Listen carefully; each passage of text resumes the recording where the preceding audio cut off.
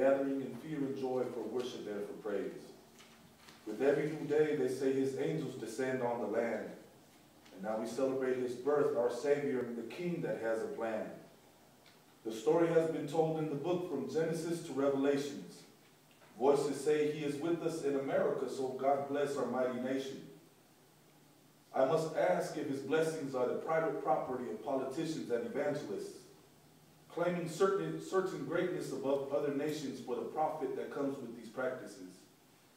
But show me the word that protects any nation, the powerful or the rich. Bigots see what they want, turn the cross upside down, and swear that it fits. A history of men using the word to make puppets of the people, control of their voices and minds. But Jesus Christ was sent to free the masses, not to manipulate their money and lives.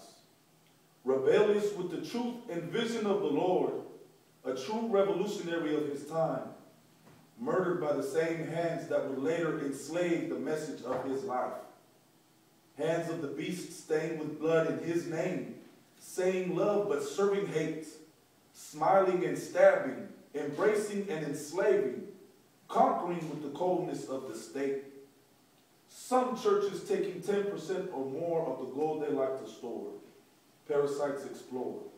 Protestant and Catholic founders built on the same foundation only to get lost in the bloody house of war. The European model of Native American genocide and enslavement of the Africans, with the Bible in one hand and a sword in the other, blood and hypocrisy in the same cup he's drinking from. But when I bow my head and pray, the truth is there in the silence. I hear the sound of spirit and reason, and no skeptic can ever deny this. The same mysterious force that dominates the darkness of a midnight sky, the movement of the ocean and the light we see just before we die. Finding fearlessness in the book and the spirit of the Christ that came to fight, with the magic word of the Lord saying what is wrong will be right. Those children of God that live in castles as the village burns in the hell of hunger cannot escape the fate that awaits them at the hands of justice, St. Michael the Hunter. For it is written that the foolish souls that choose the path of violence and deception, gluttony and greed, will burn in the eternal fire of the afterlife, too late to change, for they have planted the devil's seeds. Behold the truth. Some humans have created the suffering that did not exist before.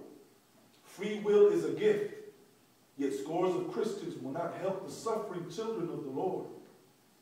Can it be that God is just a feeling, or the sacred feeling of just? For I won't believe that he protects those who wrote, "In God we trust." With every new son, his children rise to slave for the dollar. How can we be happy? I'm speaking to those that have felt the hurt of capitalist dirt. Please don't be mad at me. Money alone does not create happiness, what my country has in store. I'm not religious, but I must believe in the hand of justice.